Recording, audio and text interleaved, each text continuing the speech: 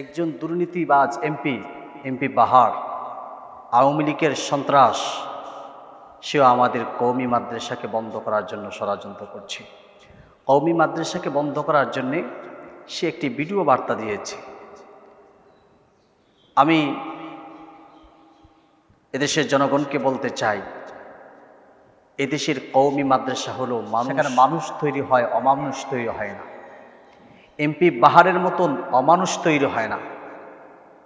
আজ যারা কওমি মাদ্রাসাকে নিয়ে ষড়যন্ত্র করছে, কওমি মাদ্রাসা বন্ধ করার জন্য যারা আজকে বিভিন্ন লেখালেখি করছে, তাদের কাছে আমার একটা প্রশ্ন ছুড়ে দিলাম।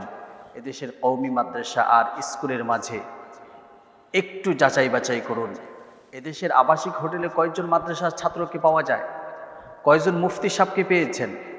কয়জন আলেমকে পেয়েছেন? এই প্রশ্নের জবাব দেন। বোটানিকা গার্ডেনে সেখানে কয়জন কোরআনে হাফেজকে পেয়েছেন?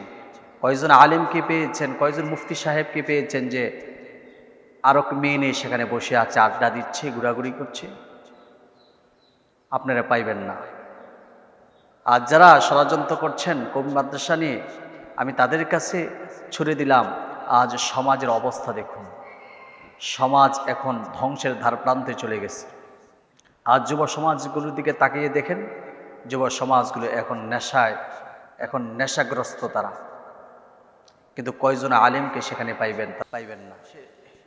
এই জন্যই এই কওমি মাদ্রাসাকে বন্ধ করার জন্য আওয়ামী লীগের কিছু দালালগুলো সারা ষড়যন্ত্র করছে, মাদ্রাসাগুলোকে তহমা দিচ্ছে।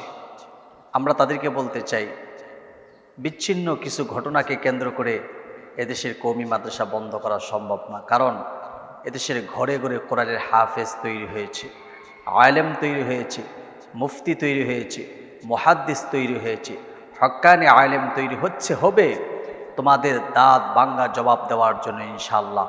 এদেশের কওমি মাদ্রাসা সম্পর্কে এদেশের কওম, তাদের ধারণা আছে যে একমাত্র মানুষ যদি তৈরি হয়, কওমি মাদ্রাসাই তৈরি হয়। তোমাদের মতো বাহার তৈরি হয় না। তোমরা হলো দুর্নীতিবাজ, তোমরা হলো টান্ডারবাজ, তোমরা নিজেরাও দুর্নীতিবাজ, তোমাদের কর্মীরাও দুর্নীতিবাজ।